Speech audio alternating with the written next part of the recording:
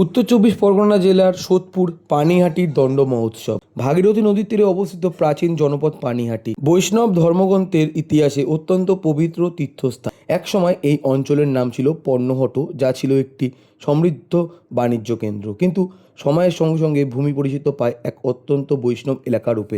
দধিচিরা উৎসব বা সারা বাংলায় পানিহাটি দণ্ড মহোৎসব নামে খ্যাত। ইতিহাস অনুযায়ী 1516 সালের জ্যৈষ্ঠ মাসের শুক্ল ত্রয়োদশ তিথিতে শ্রী চৈতন্য মহাপ্রভুর পরম ভক্ত শ্রী রঘুনাথ দাস গোস্বামী পানিহাটিতে এসে শ্রী নিত্যানন্দ মহাপ্রভুর দর্শন লাভ করেন। তাকে দেখে শ্রী নিত্যানন্দ মহাপ্রভু শ্রী নহর বলেন, আজ তোকে দণ্ড দেব। তবে এই দণ্ড কোনো শাস্তি ছিল না, এটি ছিল ভক্তি ও সেবার এক আনন্দময় উদ্দেশ্য।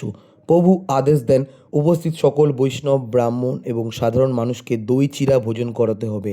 রঘুনাথ দাস আনন্দের সঙ্গে দই চিরা, দুধ, কলা, সন্দেশ এবং বিভিন্ন মিষ্টান্ন সহযোগে অসংখ্য মালসা প্রসাদ প্রস্তুত করেন। অল্প সময়ের মধ্যে হাজার হাজার মানুষের জন্য মহাভোজের আয়োজন সম্পূর্ণ হয়। চৈতন্য চিরামৃতে এই ঘটনার উল্লেখ রয়েছে। তবে বৈষ্ণবদের বিশ্বাস, সেই দিন অলৌকিকভাবে চৈতন্য মহাপ্রভু এই লীলায় উপস্থিত ছিলেন। এই স্মৃতিকে কেন্দ্র করেই আজ পালিত হয় এক ঐতিহাসিক মহোৎসব। সময়ের প্রভাবে এই উৎসবের প্রভাব আরও বৃদ্ধি পেয়েছে। শ্রী রামকৃষ্ণ পরমহংসদেব বহুবার এই উৎসবে অংশগ্রহণ করেছিলেন এবং তিনি পানিহাটিকে মহাতীর্থ হিসাবে শ্রদ্ধা করতেন। এছাড়া মহাত্মা গান্ধী সহ বিশিষ্ট ব্যক্তি এই তীর্থস্থানে পদার্পণ করেছেন। বর্তমানে প্রতি বছর জ্যৈষ্ঠ মাসের শুক্ল ত্রয়োদশ তিথিতে পানিহাটি উৎসবের রঙে সেজে ওঠে। ভোরের মঙ্গল আরতি এবং সারাদিনব্যাপী হরিনাম সংকীর্তন, লীলা কীর্তন, বাউল সঙ্গীত এবং হাজারো হাজারো ভক্তের মধ্যে দধি চিরা প্রসাদ বিতরণ করা হয়। সব মিলিয়ে গোটা এলাকা এক আধ্যাত্মিক আবহে ভরে ওঠে। পশ্চিমবঙ্গের পাশাপাশি বাংলাদেশ, আমেরিকা, রাশিয়া, অস্ট্রেলিয়া বিভিন্ন দেশের বিভিন্ন ভক্তরা এই মহোৎসবে অংশ নিতে আসেন। 2026 সালে ঐতিহাসিক দণ্ড মহোৎসব পদার্পণ করছে 510তম বছরে। তুমি কি আগে থেকে জানতে এই মহোৎসব সম্পর্কে? তাহলে কমেন্টে জানাও। আর না জেনে থাকলে তোমাদের বলে রাখি, আগামী 27শে জুন পালিত হতে চলেছে এই দণ্ড মহোৎসব।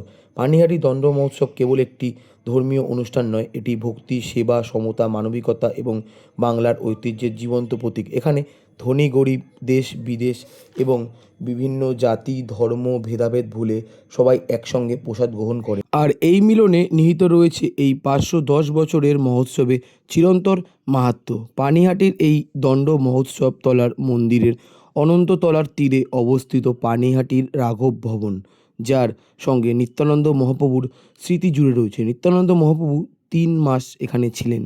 নিত্যানন্দ মহাপ্রভু দুবার এসেছিলেন এই গৃহে। পানিহাটি দণ্ড মহোৎসবের ইতিহাস তোমাদের জানালাম। এইবার পুণ্যার্থীদের জন্য কিছু তথ্য বা কিছু নিয়মাবলী বলে দিই। সোদপুর ট্রাফিক মোড় অথবা স্বদেশী মোড় থেকে পায়ে হেঁটে মেলা প্রাঙ্গণে প্রবেশ করতে পারবেন। কোনো পুণ্যার্থী নিজস্ব গাড়ি নিয়ে আসলে বিটি রোডে পার্কিং করতে হবে। ধানকল মোড় থেকে পানিহাটি ক্লাব রুটে পুণ্যার্থীরা অটো টোটো ব্যবহার করতে পারবেন। দত্ত রোড থেকে পানিহাটি মৌচাক ক্লাবের খেলার মাঠ পর্যন্ত টোটোর ব্যবস্থা থাকছে। পুণ্যার্থীদের রাস্তা চেনানোর জন্য মোড়ে মোড়ে হবে দিক নির্দেশনা, বাংলা বা ইংরেজিতে, বা তোমরা বলতে পারো ম্যাপ পয়েন্টিং। পানিহাটি দণ্ড মহোৎসব অনুষ্ঠিত হতে চলেছে 27শে জুন 2026। পুণ্যার্থীদের উদ্দেশ্যে জানানো কিছু তথ্য বা নিয়মাবলী তোমাদের সাথে শেয়ার করলাম। তোমাদের বলে রাখি তোমরা এখানে কিভাবে আসবে। তোমরা যে যেখান থেকে আসো না কেন, তোমরা চলে আসো সোদপুর। তোমরা শিয়ালদা মেন লাইন থেকে আসলে চলে আসো সোদপুর, বা তোমরা ডাউনের দিক থেকে মানে রানাঘাট, কৃষ্ণনগর গেদের দিক থেকে আসলে তোমরা চলে আসো সোদপুর। যারা হাওড়ার দিক থেকে আসছো, তোমরা কোন্নগর ফেরিঘাট হয়ে খুব সহজে চলে আসতে পারো। তারপর তোমাদের বলে রাখি, তোমরা যারা সোদপুর নামছো, সোদপুর স্টেশনের 1 নম্বর প্ল্যাটফর্মের টিকিট কাউন্টারের বাইরে থেকে তোমরা অটো বা টোটো পেয়ে যাবে পানিহাটি দণ্ড উৎসবে যাওয়ার জন্য, বা তোমরা হাঁটা পথে খুব সহজেই চলে যেতে পারো। তোমরা যারা স্প্ল্যানেড বা ব্যারাকপুরের দিক থেকে বাই রোডে আসছো, তোমরা বিটি রোডে হয়ে খুব সহজেই চলে আসতে পারো পানিহাটি দণ্ড মহোৎসবে।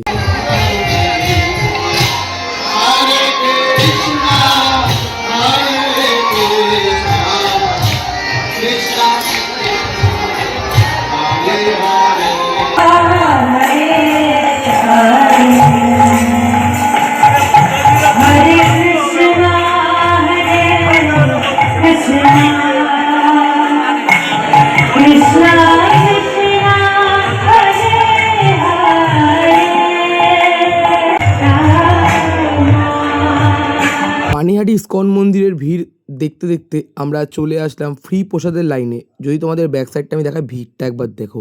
সামনের দিকে ফ্রিতে খিচুড়ি প্রসাদ বিতরণ করা হচ্ছে, যেটা তোমাদেরকেও দেখাতে পাচ্ছি। অনেক মানুষ কিন্তু ভোগ প্রসাদ গ্রহণ করছেন।